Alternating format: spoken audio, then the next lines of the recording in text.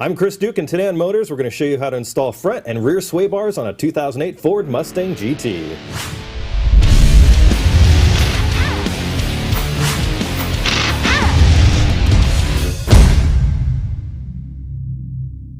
Last October, we had David Wheeler from Hellwig Products on the show, helping us with the installation of a set of sway bars on my Ford F-150. We were so impressed with the improvements in traction and cornering that we invited David back again. So today on Motorz, we're going to show you how to install a set of Hellwig Performance sway bars on our 2008 Ford Mustang GT. Welcome back to the show again, Dave. We're stoked to have you back. It's good to be back on the show, Chris. Now, why do we want to upgrade the factory sway bars on our Mustang? Aren't they already built for performance straight from the assembly line? The Mustang is a great handling vehicle, but it's a mass-produced vehicle, so it has some compromises. A performance set of sway bars is going to allow you to get the most out of your vehicle. Okay. Now, your website says these things are tubular. How's that going to benefit our Mustang? Well, the tubular sway bar is hollow in the center, so even though we're upsizing the sway bar for more performance, we're not increasing its weight. Okay. Now, are these sway bars applicable with modified suspension, such as a lowering kit or other suspension upgrades? Yes, they are. They incorporate 3 adjustable holes also that allow you to tune the sway bar to match your suspension upgrades. Okay, great. Well, it looks like these sway bars are really going to benefit our Mustang. Let's get started with the installation. So, David, what are we looking at here? What we're looking at is a 35mm adjustable front sway bar, a 25mm adjustable rear sway bar, mounting brackets for the rear sway bar and end links, bushings, mounting brackets and bushings for the front sway bar, and collar clamps to keep the front sway bar from sliding side to side. For this installation, you're going to need a low-profile floor jack, some jack stands, and some assorted wrenches, an 11/16, a 9/16, a 5/8, and a 15mm. You're also going to need a ratchet with a 15mm deep and standard size sockets, a 9/16 socket with an extension, some work gloves, and some rags. Well, David, we've already got the front of the car jacked up, and we're going to put this larger 35mm on the front. What do we got to do to get it on? First, we have to take off the factory-installed sway bar. The first thing you want to do is grab an 18mm wrench and an 8mm wrench to remove this bolt off the end link. Put the 8mm over this post and hold it in place while you loosen the 18mm nut around it. Then take a 15mm deep socket and remove these nuts off the bottom of the sway bar. David, you want to take that one over there? Sure. After removing these 4 lock nuts and disconnecting the end links, we can safely remove the sway bar.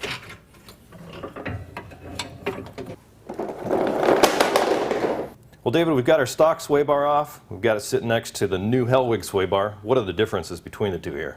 Well, we've got a larger diameter sway bar. We also have adjustment holes in the end of the sway bar. The stock sway bar only has 1 hole to attach it.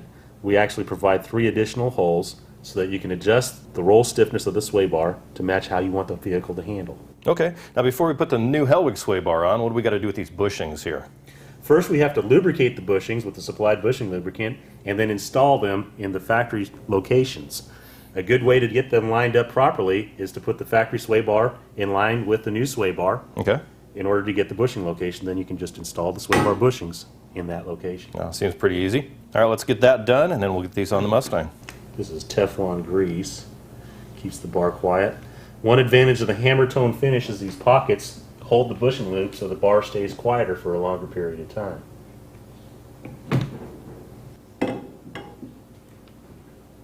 What do we do with these collar clamps here? What the collar clamp does is keeps the bar from sliding side to side. So these are installed right up next to the bushing. And that's a replacement for the stock one right there? Correct, correct. And that just keeps the bar from sliding side to side. To install these, we'll wait until we have everything tightened up, and then we can put these on once the bar is installed.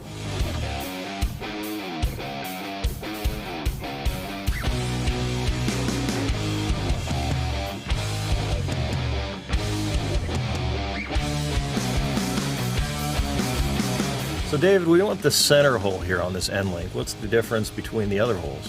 The center hole is the nominal position, and that's where we recommend you start out with. And then if you want to make the bar firmer, you would move it forward 1 hole. If you want to make the bar softer, you would move it rearward 1 hole.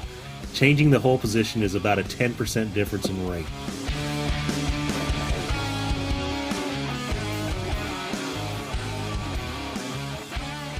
Using an Allen wrench, install the supplied collar clamps around the sway bar on the inside of the bushing. After lifting up the rear of the vehicle, we began by using a 15mm deep socket to remove this end link nut. Then on the lower mount, remove these two 15mm nuts as well.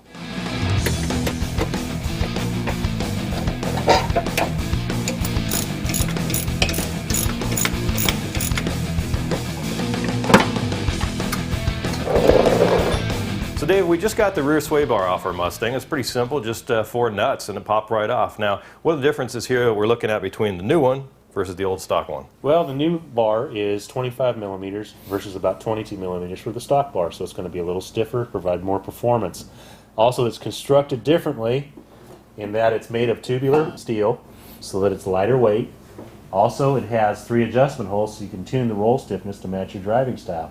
The stock bar does not have that adjustability. It's kind of a one-size-fits-all type of affair. So this performance rear sway bar has a lot of features over the stock sway bar. Okay, now what about all this extra hardware that we've got here? What are we going to do with that? We've got new axle mounts, so these would bolt to the axle, and new end links that bolt up to the frame, and bushings that go into each one.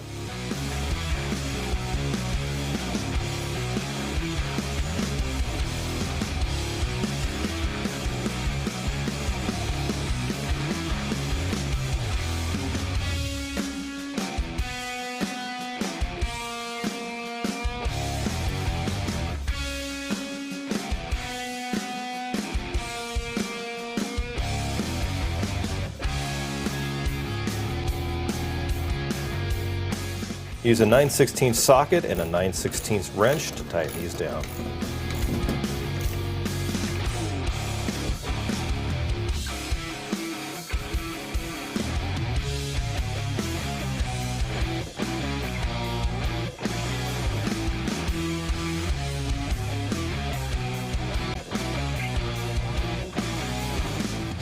Tighten all your nuts and bolts and then take it out for a test drive and adjust the sway bar to match your driving preference. Parts. Brought to you by Hellwig Products. Quality suspension products for over 60 years. The stock battery that you get with your vehicle is fine for a stock vehicle. However, you're planning to upgrade the audio system to something that requires more power, then you're going to need more juice. The best solution for that is Optima Batteries Yellow Top. The Yellow Top is a high-performance battery that includes premium cranking power and cycling capabilities. Its deep cycle charge provides enough power for high-demand audio systems, commercial vehicle applications, heavy equipment, and more. The battery has twice the lifespan of a traditional battery. It's completely spill-proof and available in nearly every automotive application. For more information, check out www.optimabatteries.com. Motorz Mod Money. By watching this episode of Motorz TV and doing the installation yourself, you just saved a ton of money. The estimated labor cost was an average taken from 2 nationwide install shops. Now that's a lot of mod money. Well, we just got back from our test drive after putting the front and rear Hellwig sway bars on, and it's pretty awesome, actually. Some of the things we noticed is more predictable steering, increased responsiveness in the front, and especially in the rear, and better traction, especially at launch. Well, David, thanks again for coming down and being on our show. It's good to be back on Motorz again, and as always, I had a good time. Well, that does it for this episode of Motorz. For more information on the products you saw installed today, go to hellwigproducts.com. And of course, for more episodes of Motorz, head on over to motorz.tv. We'll catch you next time.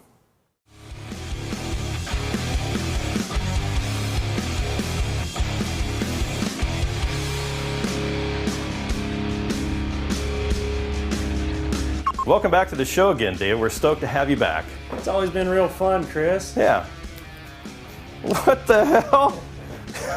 What this guy did? He's never coming back on this show. Hellwig goo. Thanks a lot, buddy. No problem. Anytime. Then take a 15mm. Bleh, ah! It added an extra 10 horsepower, which we weren't expecting, huh, Dave? Hey, you know when you shave weight, it adds horsepower. And that Hellwig sticker across the window added 20. 20 horsepower for the sticker. That's incredible. Well, David, thanks for coming down and helping us with the install again. It's been good to be back. For more information on the products you saw installed on this episode. Be the ball. Be the ball. No, no. No, no, no, no, no, no, no, no. Oh, here goes Chris Duke once again for the birdie. Yes! Did you watch my technique? I watched it. Did you learn anything? We'll see. sounded good. It sounded good. It's kind of like a Japanese style. Yeah. Yeah. Damn you. Zip.